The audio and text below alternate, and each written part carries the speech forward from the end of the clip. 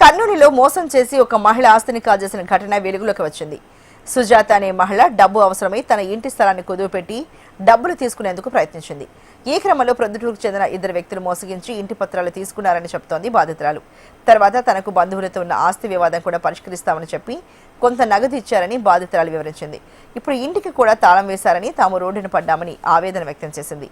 MLA తన బంధువని చెబుతూ బెదిరిస్తున్నారని వాపోయింది.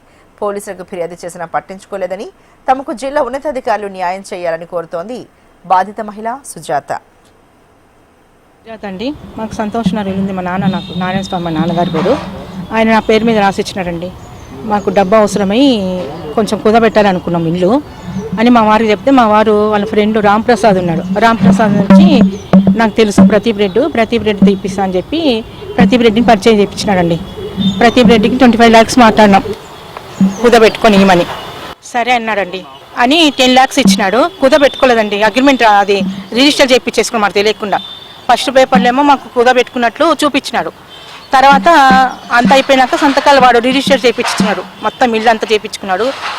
Current bill మొత్తం వాటర్ బిల్తో సహా అంతా మోసం చేసినాడండి. మాకు ఎస్పీ దగ్గర కంప్లైంట్ ఇచ్చినాను, 4th round పోలీసులకు పోయినాను. ఎస్ఐ చంద్రశేఖర్ రెడ్డి అసలు పట్టించుకోలేదండి, నిర్లక్ష్యంగా మాట్లాడినాడు మమ్మల్ని. మా వారి మీద, మా కొడుకు మీద క్రిమినల్ కేసు పెట్టి లోపలికి పంపిస్తానన్నాడు. నేను సూసైడ్ కూడా 2 సార్లు అటెండ్ చేసినాను. ఒకసారి ఎస్ఐ ముందు ఆయన చంద్రశేఖర్ ముందే చేసినాను, ఏం పట్టించుకోలేదండి.